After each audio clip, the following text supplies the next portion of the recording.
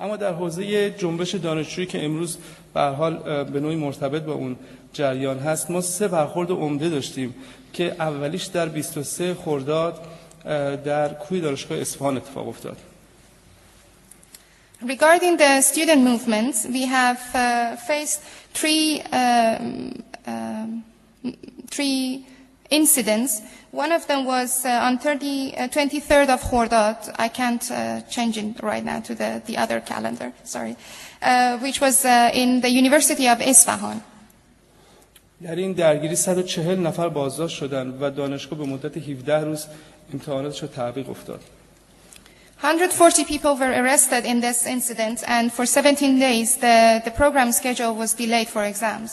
و در دومین حادثه مهم کوی دانشگاه تهران بود که در 25 خرداد دقیقاً همون اتفاقی که در کوی دانشگاه سال 78 اتفاق افتاد، با کمک نیروهای لباس شخصی نیروهای پلیس وارد شدند و دانشجو مورد ضرب و شتم قرار دادند.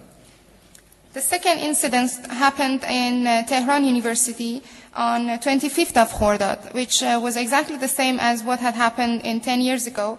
And the personal, how do we translate lebas shakhsi? Like the police which wears normal clothes, not in formed clothes. And they also arrested and beaten up students there. و سومین مورد هم در روز 25 خرداد در دانشگاه شیراز بود که اونجا هم دقیقاً هم اتفاقی که در تهران افتاد. این 3 اتفاق بزرگ در واقع جنبش دانشجویی بود بعد از انتخابات. And then the same day on 25th of Khordad, students in Shiraz University, they were attacked in their dormitories. And these were the 3 incidents happened after the election in Iran. یکی از اتفاقاتی که بعد از در واقع انتخابات ایران برای سیستم امنیتی ایران افتاد این که اختلاف در وزارت اطلاعات به عنوان نهاد امنیتی افتاد. بخشی به جریان وابسته به حاکمیت نزدیک شدن و بخشی هم انتقاد داشتن و همراهی نکردن. After the election incident, there was a split between inside the intelligence service of Iran. Half of them were more towards the leader, the religious leader, and some of them were like against and not agreeing with them. این یه بدی داره، اینکه این 10 سال گذشته لااقل ما با هم جریان امنیتی کشور به هم عادت کرده بودیم، هم کار همدیگه رو میشناختیم، حرکت همدیگه رو میتونستیم پیش بینی بکنیم. اما این دوشقه شدن باعث شد که سپاه پاسداران وارد وزارت اطلاعات بشه و اون رو تحت اختیار خودش بگیره، یعنی با سیاست خودش بگردونه. This has, besides all its negative consequences, the main negative consequence that it has was for student movements, and that they, over these 10 years after the incident in 1378, the students and the intelligence service sort of got used to each other, and they knew they could guess each other's moves. But now it's sort of a new system that's coming up, and Sepah, which is a militia, joined and entered intelligence service, and they have sort of made intelligence service with their own rules, and they are governing it now.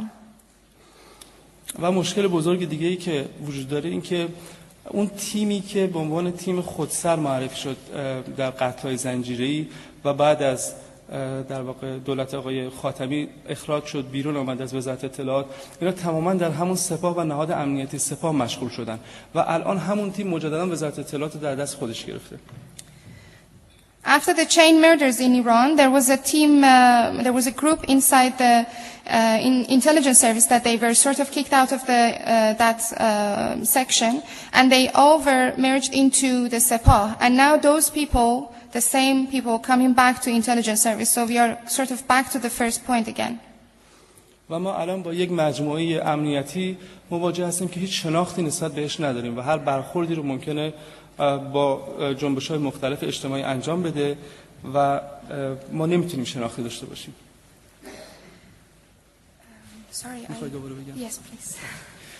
ما با نهاد امنیتی جدیدی مرتبطیم که هیچ شناختی به رفتارش نداریم و هر حرکتی بکنیم ما نمیتونیم پیش بینی بکنیم. این کارو برای ما خطرناک‌تر میکنه.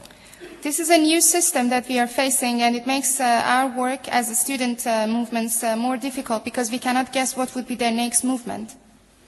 و یک بخشی رو سپاه پاسداران تأسیس کرده و برای تمام جنبش‌ها فعال کرده، یعنی تمام فعالینشون رو احضار میکنن، بازجویی میکنن به نام شناخت و آنالیز. از تمام اینا تحلیل میخوان. این رفتار جدیدیه و ما نمیتونیم بفهمیم چیکار میکنن. They have even made a new section in their group on cognition and analysis, if I can translate it correctly, that they analyze all the information that they get and they take the information into a next level of analysis, which makes it more difficult for us as students to move on with our programs. من وقتم تموم شده و فقط یک مورد رو میگم و رفع زحمت میکنم. اونم این که الان فقط به بهانه 16 آذر بیش از 90 دانشجو دستگیر شدن و داخل زندان هستن که کنترل بکنن رفتار دانشجو در 16 آذر. کاری که از دست ما برمیاد این که از قالب سنتی خارج بکنیم جریان 16 آذر، از اون 24 ساعت خارج بشه و بخش لااقل وسیع از ماه و سالمون رو به فعالیت این چنین اختصاص بدیم. His time is up. So he's going to wrap it up with just saying that just for 16th of Azar, 90 students have been arrested. And one of the solutions that he proposed to solve the problem is to, instead of just looking at student movement and their problems in one day, look at it as take it into a next level, and instead of just one day, have it for 1 month, have it for a longer period of time in the year. So the idea does not get lost. و مورد آخر این که آقای احمدی نژاد معتقد تمام قطعنامه‌های بین‌المللی کاغذپارن. اتفاقا ما معتقدیم که کاغذپارن به خاطر اینکه اصلا ضمانت اجرایی ندارن. زمانی این ضمانت اجرایی پیدا میکنن که حاکمیت تحت فشار قرار بگیره از بابتش و اونم هیچ چیزی نیست به جز تحریم، یعنی تحریم بکنن. اونم نه تحریم ایران، کشور ایران، تحریم دولت ایران به لحاظ سیاسی و دستگاه سرکوب، یعنی ابزاری که مردم سرکوب میکنن و تحریم میکنن. کشورهایی که مثلا شرکتایی مثل نوکیا که این امکانات رو میدن که مردم سرکوب بشن، اونها رو تحریم میکنن. تحریم‌های این چنین. تشکر میکنم. خدا نگهدار.